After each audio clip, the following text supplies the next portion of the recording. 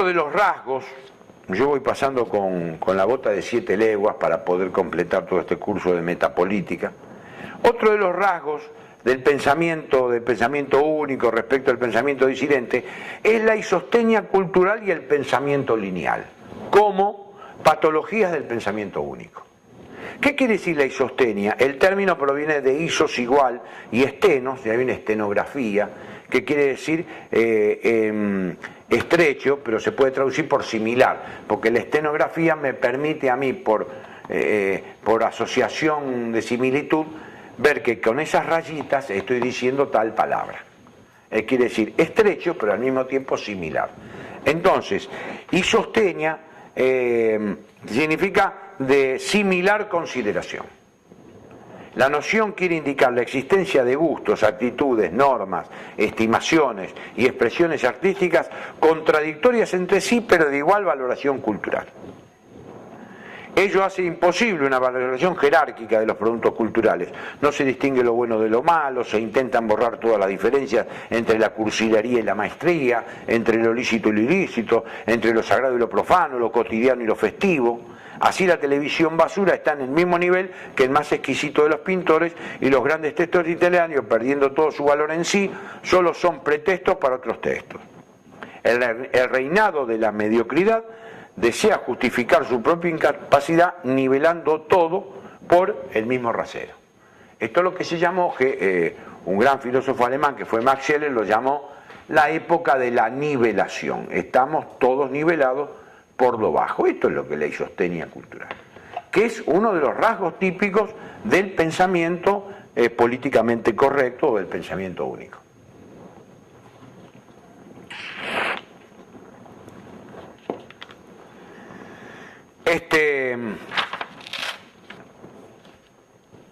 La isostenia cultural tiene su proyección en el campo político a través del concepto de lo políticamente correcto, en donde el consenso va reemplazando cada vez más a los partidos políticos.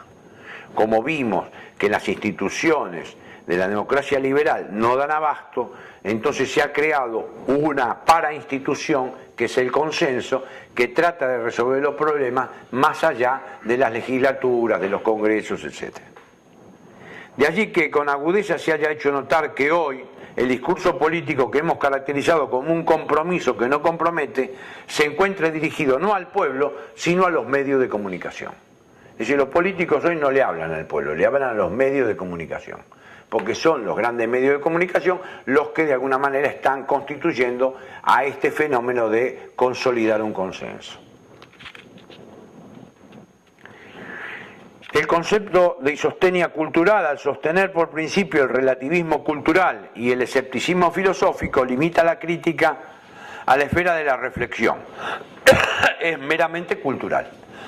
Y no se ocupa de algo que es fundamental, que es el tema del poder. Otro de los rasgos de este pensamiento políticamente correcto es el pensamiento lineal. Nosotros estamos sometidos no a un pensamiento transversal, a un pensamiento dialógico o dialogal. Nosotros estamos sometidos a un pensamiento lineal. Vamos a ver por qué.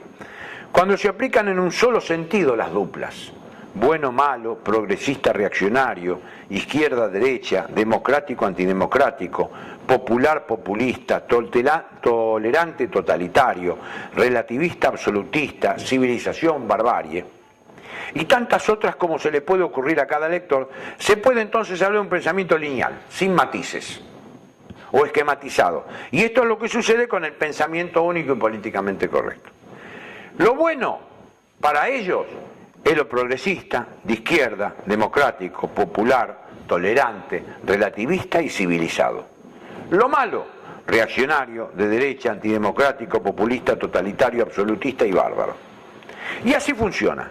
Pero la gran paradoja, la falacia sustancial de este pensamiento, es que no se presenta a sí mismo como lineal o absoluto, sino como su contrario, transversal y relativo. Pero este pensamiento cumple las funciones de un pensamiento lineal. Por eso no hay diálogo. Nosotros vemos que no hay diálogo en las sociedades socialdemócratas, en los gobiernos socialdemócratas no hay diálogo. El diálogo es un falso diálogo. El diálogo es un simulacro. la idea de simulacro se ha enseñoreado en todo este aspecto.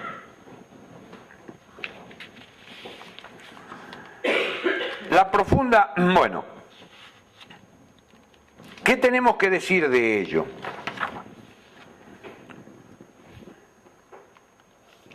En una palabra, la patología del pensamiento único como pensamiento lineal encuentra en su lectura del sentido de la historia una pretendida justificación.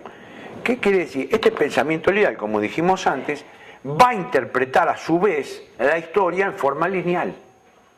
Es decir, la historia la va a como el avance progresivo, sistemático, inconstante en el bienestar y en la sabiduría y en el progreso de los pueblos.